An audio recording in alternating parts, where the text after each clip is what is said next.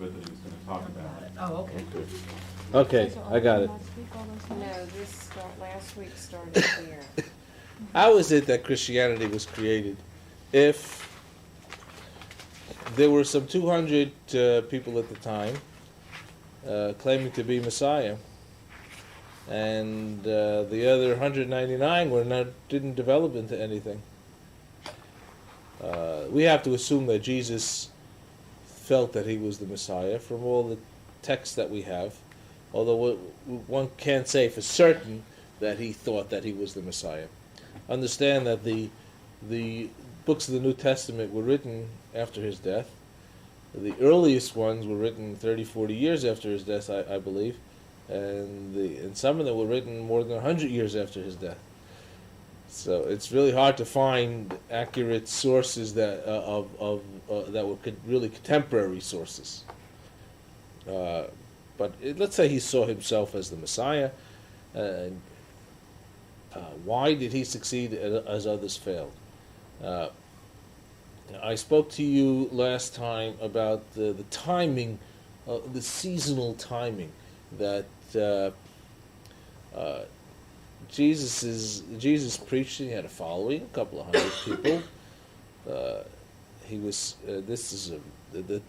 The global timing was that the Jewish people seemed oppressed by the Romans, and the feeling was that when things seemed to get so bad they wouldn't get any worse, the Messiah would come. So everyone felt that this was ripe time for Messiah. This was Messiah times on the way, and so people were receptive, particularly receptive to that kind of message.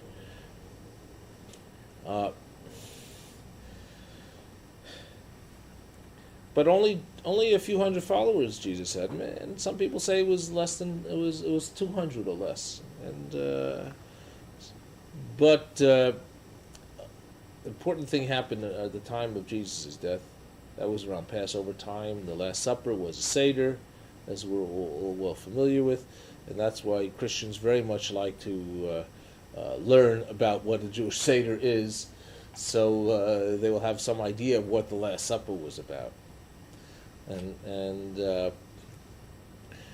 I explained to you last time how Jerusalem was so full of people, more than normal at Passover time, because Passover was one of the 3 pilgrim festivals. What's a pilgrim festival? In Hebrew it's called a regel, the galim. A regel is a foot. It's called the regel. The holiday is called a foot because you walk to Jerusalem. You get there. And you're supposed to come to Jerusalem on these 3 holidays and celebrate. And Passover was a particular favorite of the of Jews to go to visit. They couldn't go. You couldn't go to Jerusalem for all 3 holidays every year. It was just not practical for most people. Passover, Shavuot, Sukkot, especially if you live very far away. So what they would do, they would pick wherever they could. They would pick a holiday and they'd go for that holiday. Most of them would come if they live far away for Passover. Why? Because Shavuot is 7 weeks from the second day of Passover, and since the trip took most of the time, mostly a month, 2 months or longer, I figured they stick around and they get in 2 holidays for the same trip, right? So there were a lot of Jews from the diaspora who came to Jerusalem Passover time. Now, diaspora Jewry was sort of assimilated. There was a synergistic mixture of cultures that went on throughout the Roman Empire, and those Jews that were outside of Israel, they picked up to a great extent much of these other cultures, and unfortunately, so much of their Judaism was diminished, at least the knowledge of it somewhat, because the great academies of learning were not there.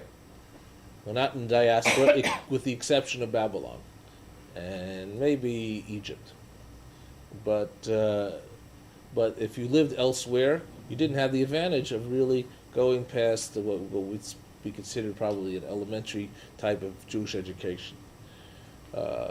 So these Jews had somewhat of weak background. Who the diaspora Jews who found themselves in Jerusalem at Passover time, at the time of Jesus when he was killed, and they witnessed this incredible thing, and then they hung around. They were just, there was no place for them to go to work. They were just hanging around the city for these 7 weeks, right? All these pilgrims, and it was like, and they saw the followers of Jesus in the morning in great sorrow over this great event, and they probably were there to witness the Jesus being put up on the cross, as criminals were put up on the cross by the Romans. By the way, how did the Romans ever get to Israel? This is a little-known historical fact. The Jews invited them in. It's to mediate an argument between 3 sides. Right. This is this is about during the Greek period, and the Greeks were vying for control. Right after the Hanukkah story type of thing. So the Jews felt they're just squeezed by the Romans. Once the Romans got in, boy, they put their claws in, and they wouldn't tolerate anybody having any sort of thoughts of being independent. Well, the thought of a Jewish Messiah is a very independent thought, because Jewish messianism, I don't mean the Jews for Jesus, I mean the Jewish thought of the Messiah is going to be a very political person who will come and free Israel from its oppression and restore the independence and the sovereignty of the Jewish state, and will raise an army if necessary to accomplish this, and to rid the world of Jew haters and people who won't live in peace. And the Messiah is not just going to come and poof, the whole world is peaceful and the lion will lay down with the lamb. It's not going to be that sort of thing. It may have to be a very practical type of thing where people will have to even fight in order to establish that in this world. We're not quite sure what the details of the Messianic era hold in store for us, simply because Judaism doesn't talk about it very much, just because there's no emphasis on it, and just like in the Torah there's no emphasis on life after life, because we're a religion of life. We don't think about what happens after you die. We're supposed to live for the now, for here. But anyway, so the followers of Jesus were in this Jerusalem during this time period, and they were very vulnerable. These people to much of the teachings of Jesus and his followers, because their backgrounds were rather weak to begin with, and because they have to be there for these 7 weeks, have nothing else to do but to listen to them and to be approached by them. Excuse me, what were the other pilgrim festivals besides Passover, Shavuot, and Sukkot. So Passover and Shavuot had a lot of pilgrims there because of the nature of the proximity of time. And Sukkot, though, the Talmud says whoever has not seen Sukkot celebrated, especially the Simchat Beit HaShoeva, the water libations of ceremonies that they used to have in the parades, has not seen true joy in their lifetime. So we can only imagine what that was like in Sukkot. Anyway, so the followers of Jesus hang around, and they're really despondent, and their Messiah died. How could it be? How could God let happen? It died a criminal death. And then along comes this Mary Magdalene, who is not too stable. A woman whom the New Testament says 7 demons had gone out from her. In other words, she was not all there. But she said she saw Jesus. She saw him in the flesh. If there's going to be a resurrection of the dead at the time of the Messiah, as the rabbis have preached, who better to be resurrected first than the Messiah himself? Right? So she saw him. They put a belief, a thought to that.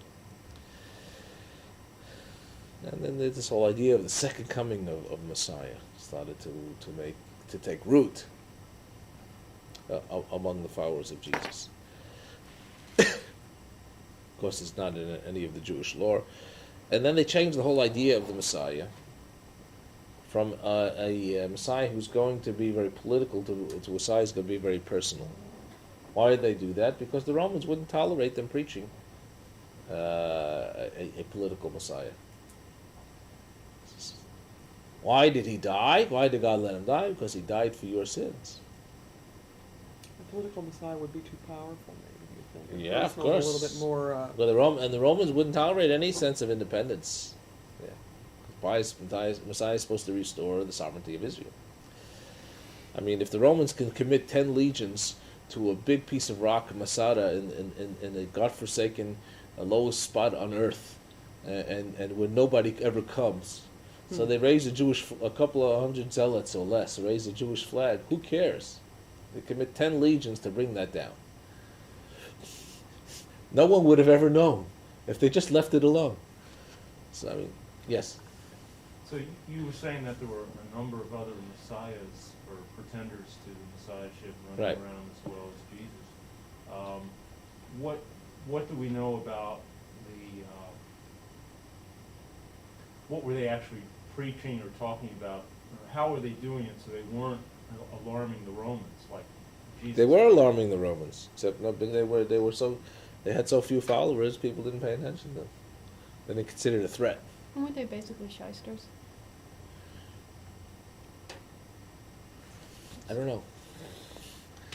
I wouldn't say Jesus, for what we No, know I'm not about talking was a about shyster. Jesus, but I'm just saying the pretenders, most of them that were coming up were kind of We don't like know they much are about today, it. but We you don't know. know much about it, other than these people existed. You would imagine that there will be a lot of people trying to take advantage of other people by doing this. Mm-hmm. You know, sell your houses and give me the money. It's the Messianic age or something of that sort. I'm sure there was some. I mean, Without that's always been my mascara. image of it. Maybe it's not true. Jim Bacon. But the truth is, we have very little historical record about that, so we really don't know. All right. Then a very interesting thing happened. There was a stoning of Stephen, one of the followers of Jesus, the leaders of the group. And we think that Paul might have even participated in the stoning of Stephen in Jerusalem for heresy. And after the stoning of Stephen, the followers of Jesus were chased out of Jerusalem, and they fled to Damascus. Right?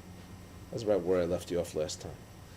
So Paul decides he's going to go follow them to Damascus and warn the Jewish community not to accept them. Right?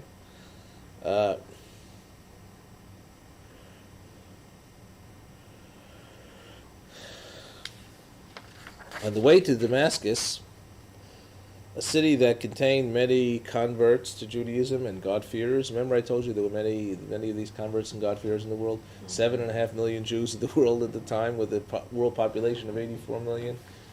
And there were probably double the amount of people who were God-fearers but didn't have commitment, especially the men.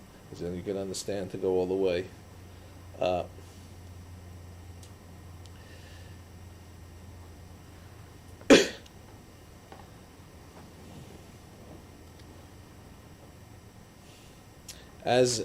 Paul was a follower of the rabbis, and the rabbis were considered the Perushim and the Pharisees.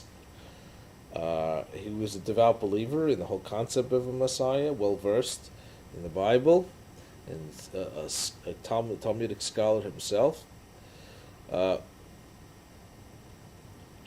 And he knew that Isaiah prophesied of the servant of the Lord who, quote, would give his back to the smiters, his cheeks to them that pluck off his hair, and that sort of thing.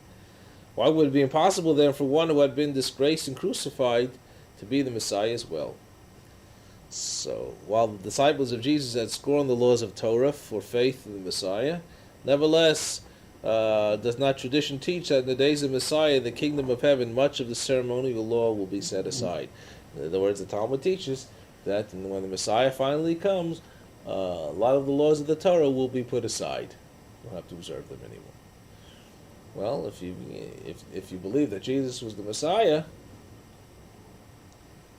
then maybe we don't need to observe the whole Torah. You know, it fits very, very well into the Christian thought. The thought is for us that the times of the Messiah, we will come to such a spiritual level, we won't need the laws of the Torah. I mean, we'll have the laws, but we won't need much of them.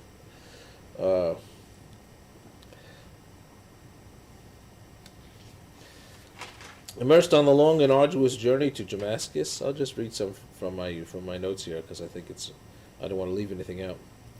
Such thoughts very likely rolled through his mind. Paul naturally remembered Stephen, who was killed before his very eyes because of his own testimony against the legitimacy of Stephen's ideas. He probably also remembered Jesus had seen him once in his life, and perhaps even on the cross. For an imaginative and emotional man like Paul, it was not to be wondered at that out of the thoughts like these, there suddenly experienced a vision. According to the first description of this vision in Acts, quote, a light out of heaven, unquote, suddenly shone around about him. He fell upon the earth. He heard the voice of Jesus saying to him, Saul, why do you persecute me? Why persecutest thou me? Never understood that English. From the description of this vision in the New Testament, in spite of all their contradictions, we see proof that we are not dealing with here a fabrication or fraud, but with a psychological phenomenon which is found among dreamers and visionaries. A phenomenon such as we saw in the resurrection story, which was woven around the crucified Jesus by Mary Magdalene and the rest of Jesus' disciples. Something like the visions of the Mormons in our time. Who was Stephen? It was one of the 12 apostles, I believe. Original follow. It became the leader of the clan after Jesus died. And he was stoned, including Paul?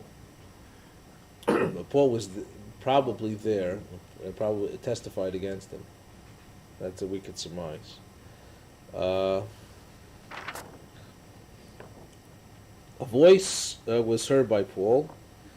He repeatedly mentions in his vision in the epistles, and hence it is certain that he believed in its genuineness. But he was not able to make clear even to himself whether it was an entirely subjective phenomenon, or whether it corresponded to some external event. In one epistle, Paul describes himself as, quote, this is important, one caught up even to the third heaven, and be that was caught up into paradise, is 2 Corinthians 12.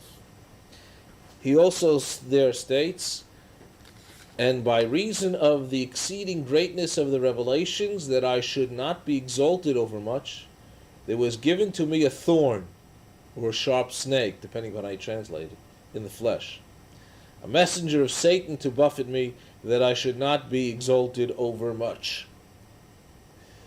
What was this thorn or sting or a sharp snake in the flesh of Paul, which was though a messenger of Satan struck actual blows towards him? Paul once praises the Galatians because they did not make use of, quote, that which was a temptation to you, or another reading is, in my flesh to despise and spit upon me. And in Acts it is related that after he had seen the vision of Jesus on the road to Damascus, he fell upon the earth. And then, quote, arose from the earth, and then his eyes were open, and he saw nothing. And they led him by the hand, and brought him into Damascus, and he was 3 days without sight, and did neither eat nor drink. These details are important. I'll get to it in a minute. Many have attempted to explain the terms thorn or sharp snake in the flesh of Paul. It's almost certain that it was the same as the temptation in his flesh which caused contempt and spitting at another time that he described. Nearly all agree that a severe ailment was meant, but what sort of an ailment? Some have decided that it was a fever of Malta, or the Mediterranean Sea, or malaria, or an acute disease of the eyes, or a serious case of neurasthenia. But none of these bring contempt of spitting upon their victims. nor do any of them cause a falling to the earth because of a very strong flash of light or a temporary blindness. Therefore, many scholars conclude, and I have a whole list of them if you're interested, that Paul was afflicted with falling sickness, in Hebrew called mapolet, or transliterated in our current form, it's epilepsy. See the P and the L, nafal, fall, it means falling. We know that in ancient times people would spit upon an epileptic in order to protect themselves from being seized by this disease, or by that evil spirit that seized this person. And they spit on him in order to drive out the evil spirit in the epileptic. And this naturally involved a certain amount of contempt. Some epileptics have been great and powerful personalities who made a name for themselves in world history. Mohammed, Augustine, Saint Bernard, Savonarola, Jacob Boehme, and Swedenborg, among great figures of religious and mystics. Julius Caesar, Peter the Great, Napoleon in the political field, Pascal, Rousseau, Dostoevsky in the world of thought. And their strange malady, which arouses anxiety at the time of attack, not only did not lessen their greatness, but perhaps was an important factor in this greatness. Just as nervousness sometimes causes a passion for creativity to which those persons who are not nervous cannot attain. According to Acts, Paul says, quote, he fell on the ground at the time of his vision and was blinded by a sudden great light. This is the state of the last moment before the epileptic fit, as it is described with marvelous skill by the great Russian novelist Dostoevsky, himself an epileptic, in his novel The Idiot. Let me read you this passage from The Idiot. Suddenly, in the midst of sadness, spiritual darkness and oppression, there seemed at moments a flash of light in his brain. And with extraordinary impetus, all his vital forces suddenly began working at their highest tension. The sense of life, the consciousness of self were multiplied 10 times at these moments, which passed like a flash of lightning. His mind and his heart were flooded with extraordinary light. All his uneasiness, all his doubts, all his anxieties were relieved at once. They were all merged in a lofty calm, full of serene harmony, joy, and hope. It's quite remarkable. Dostoevsky adds, quote, these gleams and flashes of the highest sensation of life and self-consciousness had in them the highest form of existence. For this moment one might give one's whole life. Remarkable. Since it is the acme in harmony and beauty that gives a feeling unknown and undivine till then, of completeness, of proportion, of reconciliation, and of ecstatic devotional merging in the highest synthesis of light.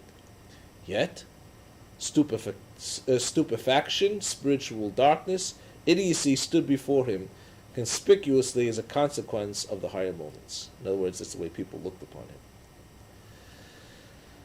Sophie Kovalevsky, the famous Russian mathematician, relates that Dostoevsky related to her about the moments before his fits as follows. I felt as if heaven came down to earth and swallowed me up. I literally received God into myself and was filled with him. You healthy persons cannot even imagine the bliss with which we epileptics feel in the moment before the attack. Muhammad assures us in the Quran that he had been in paradise. All otherwise fools believe that he was a simple liar and a deceiver. But no, he did not lie. He really had been in paradise during an epileptic attack, which he suffered, even as I do. Whether this bliss continued for seconds or hours or months, I cannot say, but believe me, when I say this, I will not exchange it for all the joys which life can offer. Quite remarkable testimony. Here in these remarkable words, we may find the key to the vision of Paul. This heavenly light, which suddenly shone around Paul, falling to the earth, his being caught up into the third heaven, his entrance into paradise, his being without sight for 3 days, so that his companions were forced to take him by the hand and bring him to Damascus, and only afterward these fell from his eyes as if it were scales, and he received his sight. All these things strongly indicate that what we have here is an attack of falling sickness or epilepsy. Doesn't he write about that though in order to further boost his existentialist view of life? Talk about Paul, No. Dostoevsky. If I recall from college studying that Yeah. many years ago. I mean, isn't that what that is part of though? It seems like I studied that once. That he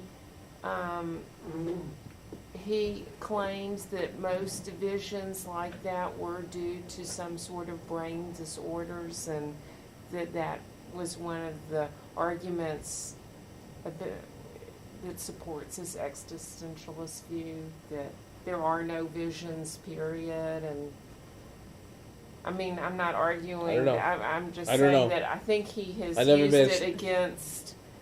That Dostoevsky has used it. Yeah, and against other types of, not just Christianity, about Judaism Uh-huh. as well. Well, but Klausner and many other scholars use that as an example. Right.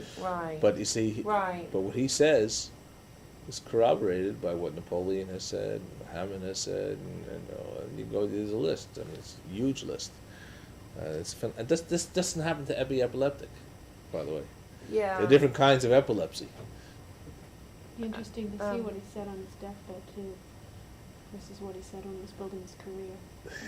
Because I just remember him, similar arguments, it seems. I'll have to look it up in my I don't. notes. I mean, About some things from. it might be. It might be.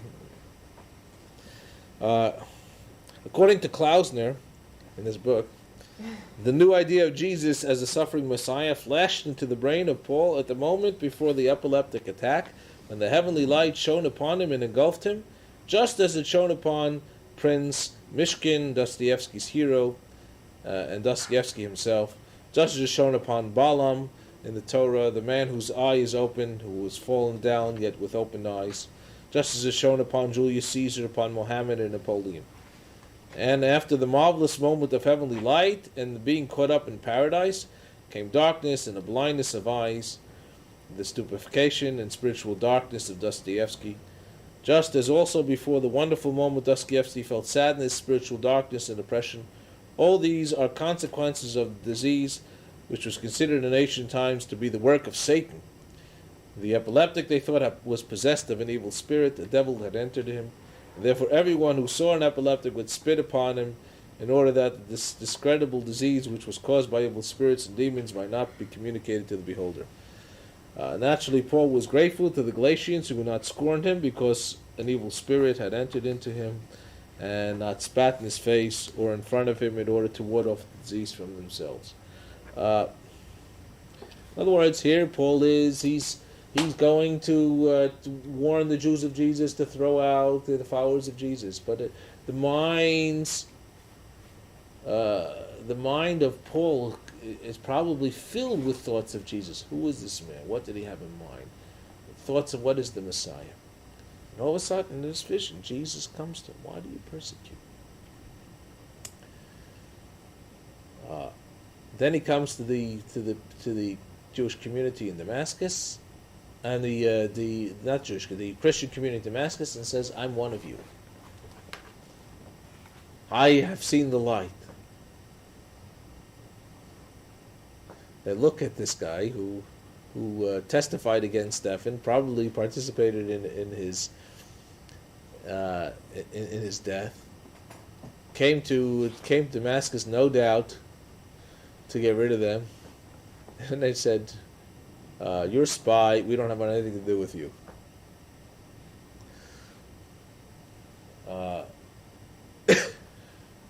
So he was forced to do something else. He was forced to proceed on his own. But he had something that they didn't have. He was a Roman citizen. Of course, his father was a Roman citizen, which means that he had free access to travel throughout the Roman Empire with full protection of Rome. And he started, well, if you're not going to listen to me. These followers of Jesus in Damascus, this small clan. I'll go out and I'll start preaching in the diaspora. Maybe they'll listen to me. So he did. And he amassed many followers, come into a community, and they invite him in. He'd go into shul on a Saturday, and he'd ask to speak. He was a Talmudic scholar.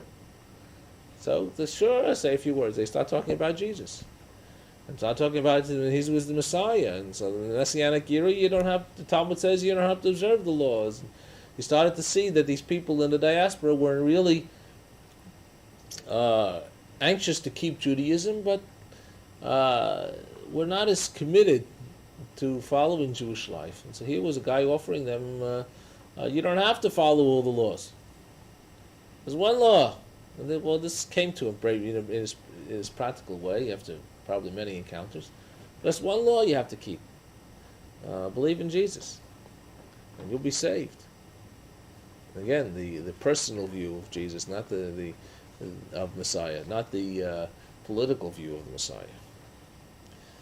And he amassed thousands, tens of thousands, maybe hundreds of thousands of followers going throughout the empire. I won't go into details of his journey, the people he traveled with, and how he was able to do this, but he did it. Now he comes back with all this, the strength of this following to the followers of Jesus, the apostles.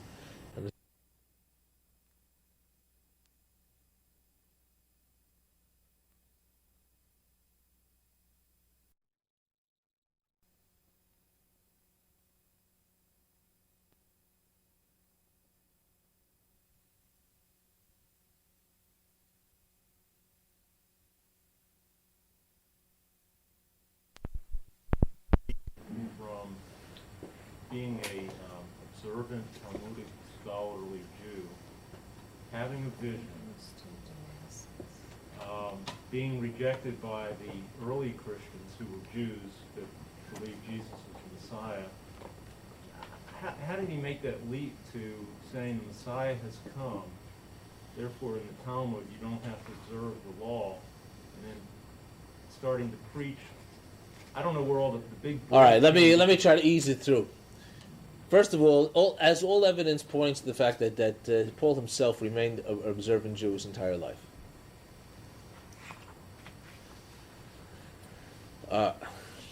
However, when Jesus appeared to him, he was in his vision, he was so struck by that he became a follower of Jesus. But he wasn't accepted by the people of Jesus, so he had to gain his own people, which he did. But the people weren't interested in following complete Judaism that just had a belief in Jesus. The hook, so to speak, that could bring not only the diaspora Jews whose commitment to Jewish life was weakened, but the millions of God-fearers there were in the world along. The hook was the fact that you don't have to do all this stuff. You don't have to be kosher. You don't have to observe the Sabbath strictly. You don't have to observe all the laws. Just believe in Jesus, and you can have all the ethics. You can have the Bible and all that stuff with it. He saw it was a matter of practicality. He saw he wasn't going to get anywhere without it, and so he was smart enough to figure out a justification for it. And it was also at a time when people wanted a spiritual God. That's right. They really wanted to break away from all of the Roman or some of the other more Fed up with the pagans. with the pagan religion, so they were ripe for That's right. a spiritual God. The Greek philosophers were just very dry to them. But Judaism was too tough to follow in terms of Right. the laws. They liked the mystery of the pagan religions, but it didn't make sense to them. Here's something that had all the elements they were looking for. That's we've talked about this before, and this is what through my studying indicates to me how Christianity was created. But you could always see wherever Christians went, especially in the early days, they were paranoid about Jews in their midst. Really paranoid. And so much so, the early Christians, you'll see, as you'll see through history, created ways when they were in power to separate Christians from Jews. And I'm not talking about 20th century. I'm talking way back, 5th century, 6th century, the Middle Ages, making Jews wear special hats, triangle hats, or armbands with a Jewish star on it. Nazis didn't invent these things. They took them straight out of the church, not allowing Jews to own land, to practice certain professions, to have Gentiles working for them, to marry Christians. This edict among the Christian church, forbidding, keeping them separate. Why? Because they saw that where Jews were allowed in a Christian community to live a normal life, many Christians started converting to Judaism. They saw in Judaism that something that was more authentic than they had. And they became very much afraid of it.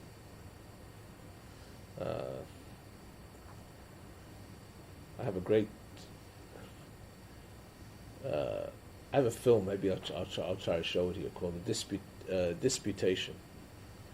I'll tell you about disputations, sort of out of historical context in the history that we're doing, but.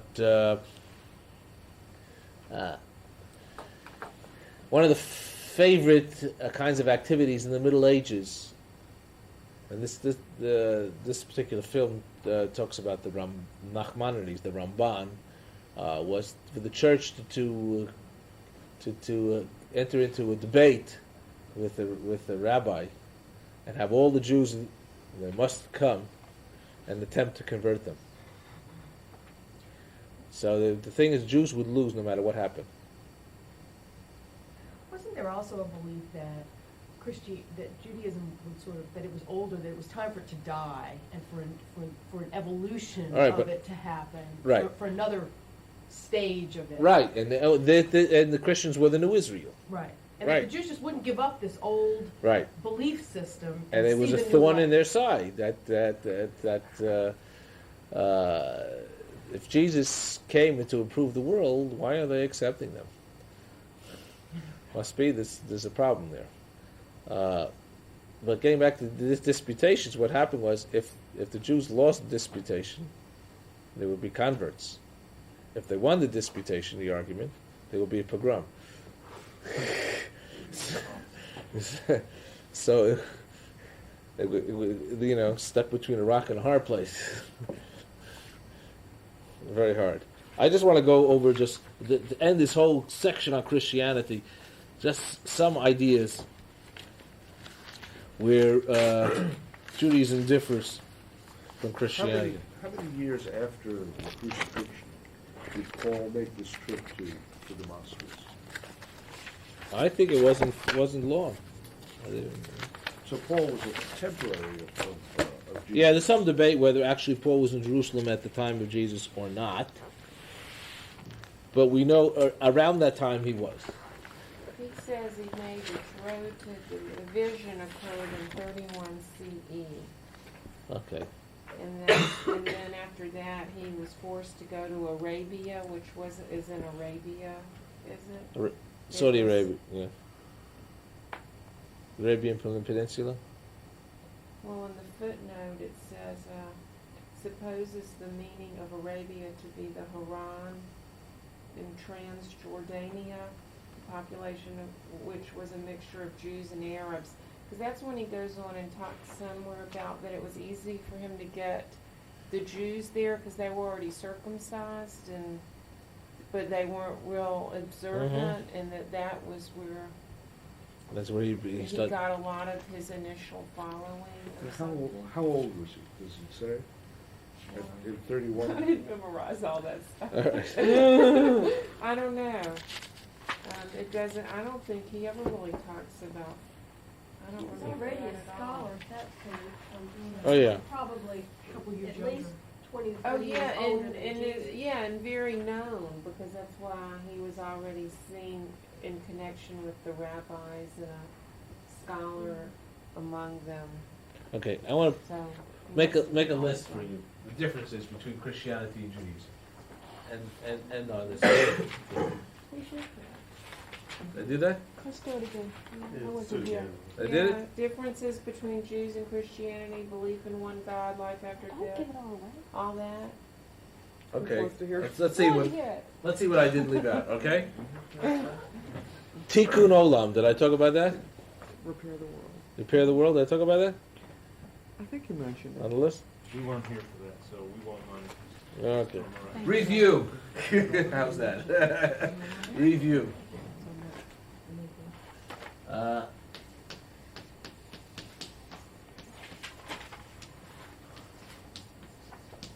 Tikkun Olam, a repairing of the world.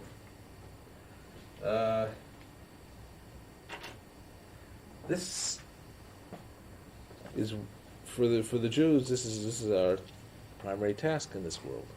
Why we are here, to perfect the world for the kingdom of God. So it's our task to go out and make this a better world. Christianity has no real social doctrine.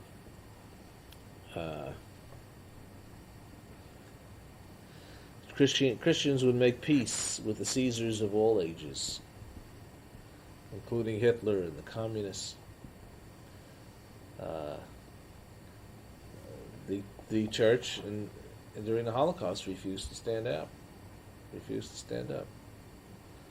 That's another story in itself.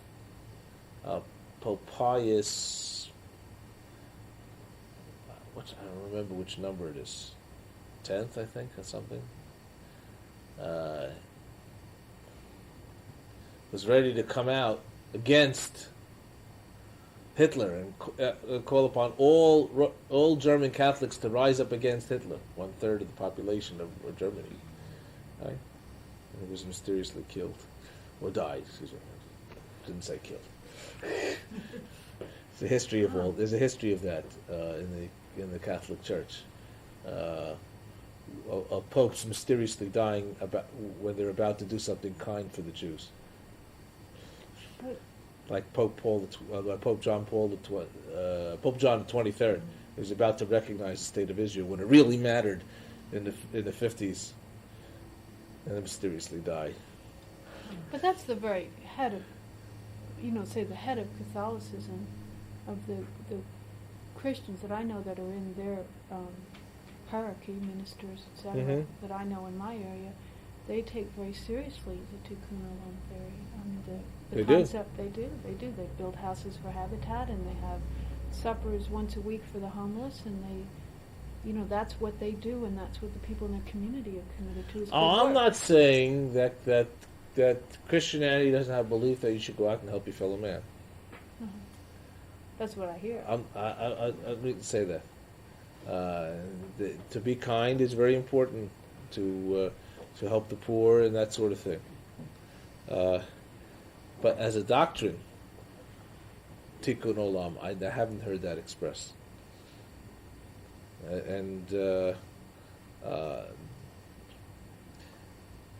See, the focus, the purpose of Christians are to save souls in Jesus.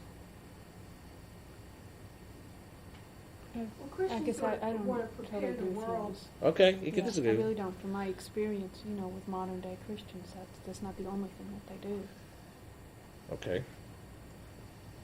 You're right, and how many? We pride ourselves as having a shelter for the homeless.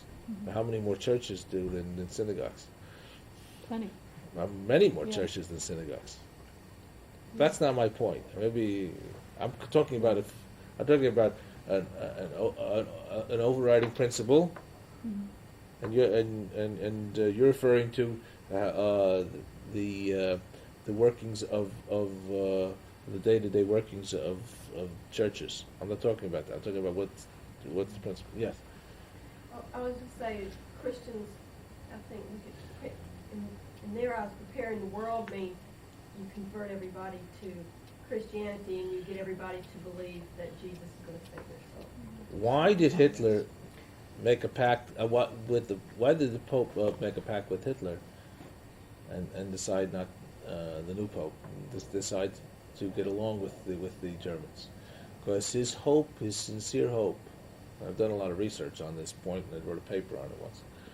His sincere hope was that the world would end. Hitler would make up with the Allies, at least the United States and Britain, France, and that they together would defeat the atheist communists, who were the real enemy. The real enemy. So I'm not saying that the Catholics don't do, and Christians don't do wonderful things in helping to make this a better world. I'm talking about principle, overriding principle, of guiding principle of doctrine. Is that, would you say that's part of the theological part of Judaism? I mean, as Yes. a guiding doctrine. It's from number one. the Bible. It's number one.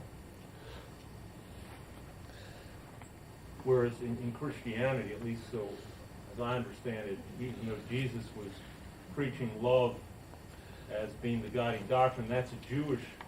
I mean that. Yes, all everything that was- everything Jesus preached was Jewish. Everything Paul preached was Jewish. But Paul took a lot of minority opinions and twisted them a little bit. Or maybe I could say it this way. Maybe this will help you understand. Judaism is a this world religion, and Christianity is generally an other world religion. Okay? Maybe that says it better.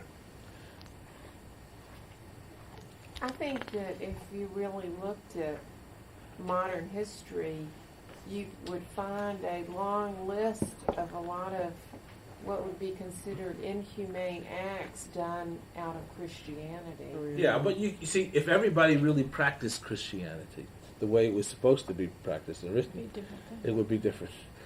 I don't blame Christianity for things that Christians do, and I hope people won't blame Judaism for things that Jews do. That's true. But what I'm saying is that because of, I think, the emphasis on saving your soul for the second coming, it in terms of philosophical rightness, makes it much easier, I think, to make that leap. Mm-hmm. That there are lots of sacrifices you have to make in order to get there, and often they're very inhumane and Yeah, there were dispensations Not- given to the people in the Crusades by the Pope to do quite. But you see, I think those popes erred against Christian doctrine. That's my personal belief. Anyway, I would hope. yeah. Of course, we talked about this in great detail. Pretty sure. Original sin. Right? Does everybody know what that refers to? The sin of Adam, right, and Eve. Saying that's a Christian concept. It's Christian. It's a Jewish concept, but it didn't make it into the mainstream belief. It became a Christian concept, and this is a fundamental Christian concept that since we inherited the consequences of the sin, which was mankind will have to earn livelihood by the sweat of his brow, and women will have pain in childbirth. In other words, they'll have children, like all animals. We also inherited the sinfulness. So we are born evil and sinful. That's the doctrine. Judaism doesn't believe that. Judaism believes we're born pure. Just because we inherited the consequences of the sin doesn't mean we're basically sinful and evil. We're not. Basically. Okay, well. Chosen people.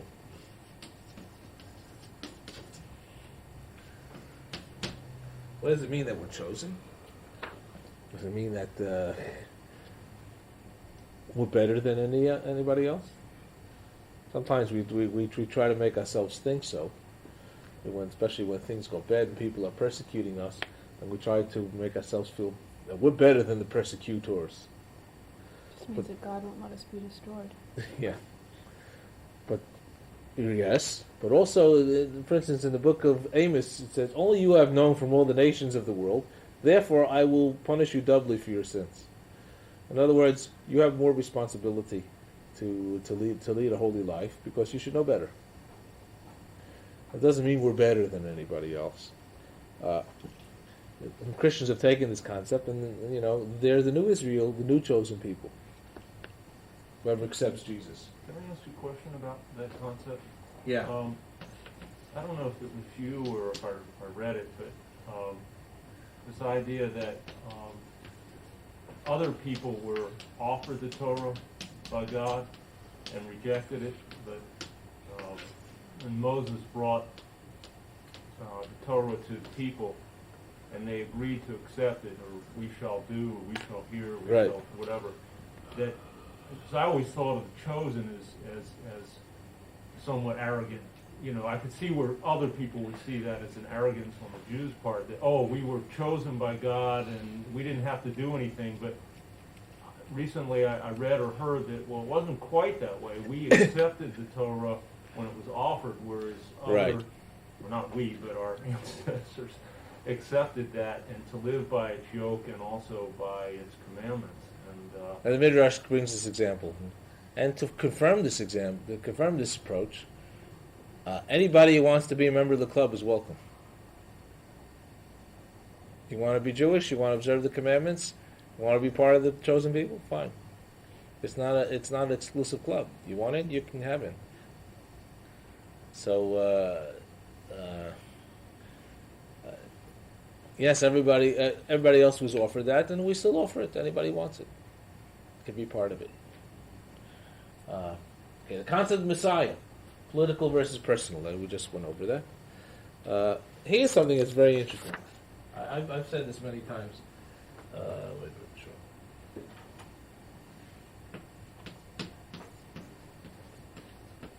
Creed.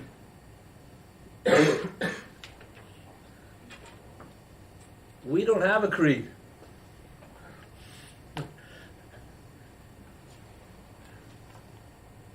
We don't have a creed. Yeah, you want to tell me that Maimonides has 13 principles of faith? Okay. Not everybody agrees with Maimonides. Let's say you don't accept them. Can you be a good Jew and be an atheist? Yes, because it doesn't really matter what you believe. It only matters what you do.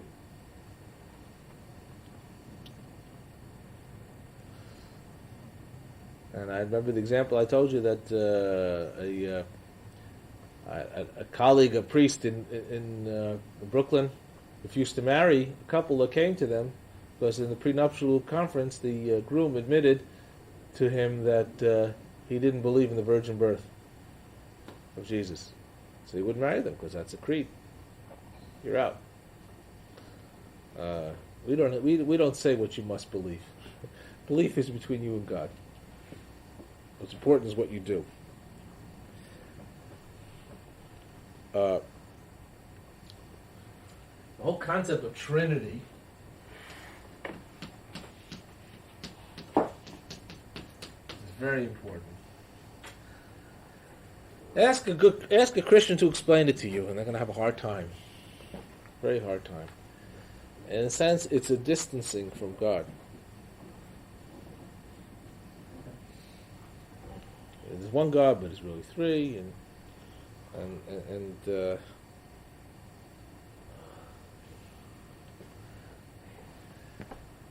and there are one more thing I might add is pagan rituals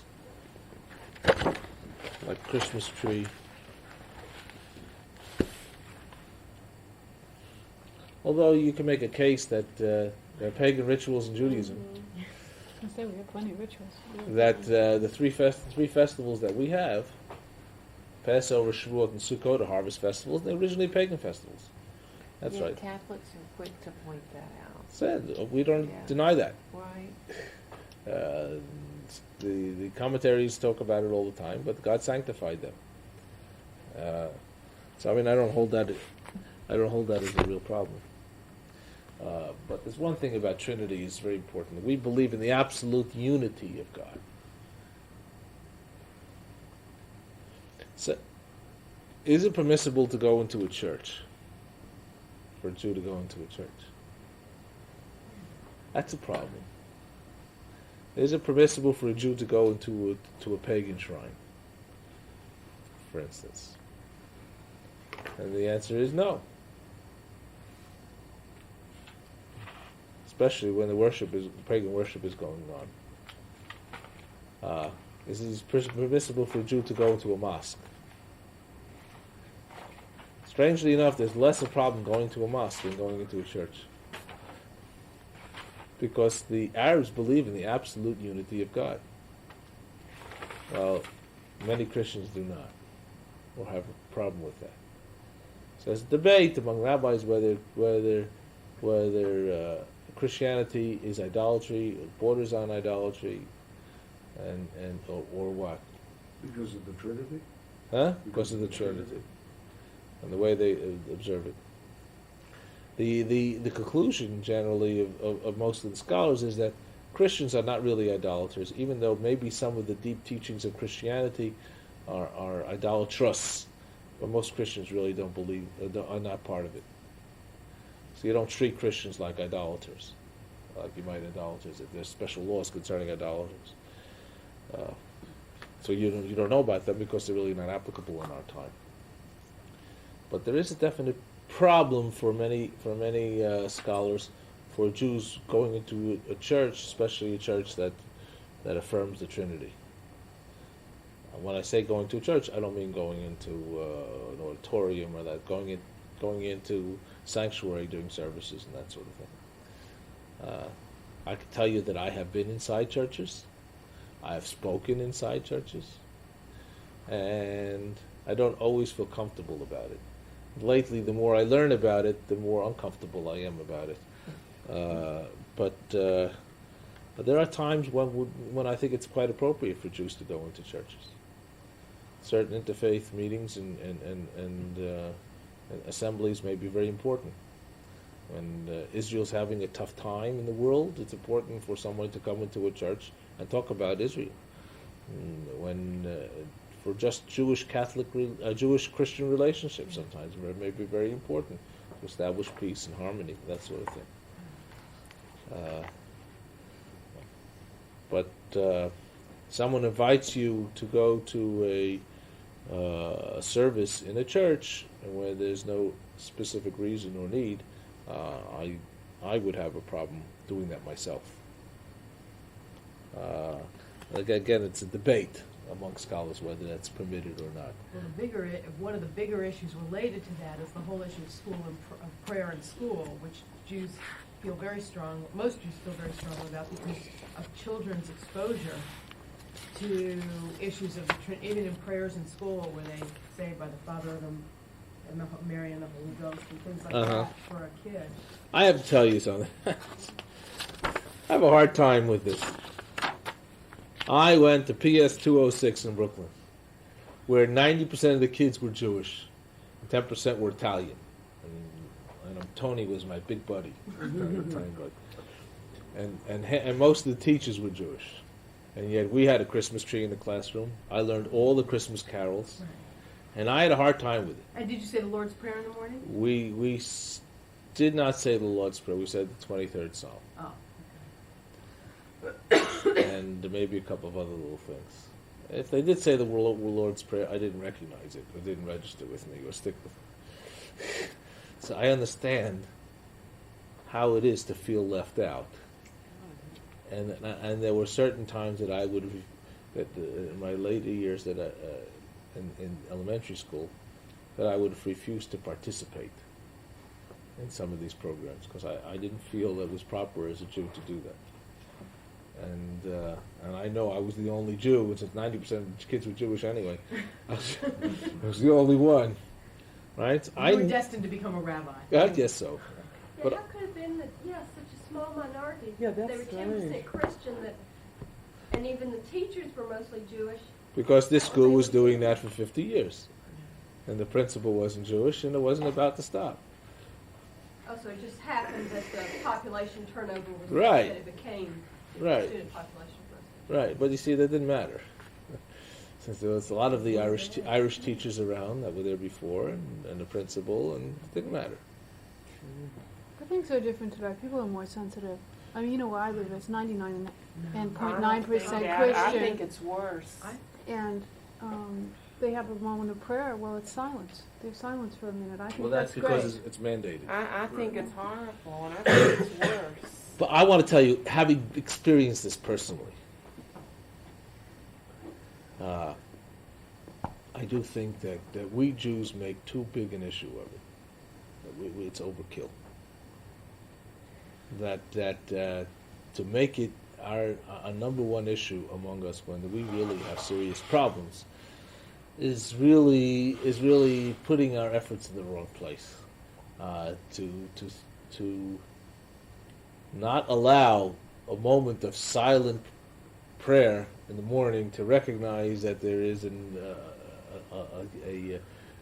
God, a presence that's higher than us, without allowing and any further recitation of God or Jesus or anything But else. that's not But what, it's not a question that's of not what it's allowing. about. It- I it's mean, a question it's, of Oh, the- that mandating is it. the first step. Ah, I mean, ah, if that's the fear. mean, The fear, well, it's but gotta it's bring it- true. It's absolutely true. If minority groups don't start being more vocal, we're going to have prayer back in schools. And You say, cannot police prayer in the schools where you have one or two Jewish kids or one Muslim Yes, we child. can. Yes, we can. You Here's an absolutely. example of it. I'm trying to do it right and what now. I've learned in our school is that if you're out there talking about your religion and showing diversity, educating people about diversity, that you bring that into the school rather than saying to them, you can't Well, do you this, are you in can't a have a good. Christmas program. I could not get into my child's school to do a lesson on Hanukkah this year. Went to the principal. You go and- to teachers? Yeah, absolutely. The Christian right, if they have a 10% influence in a public school, the fight you have ahead of you, if you have one or two Jews, is Yeah, just I agree with that. unbelievable.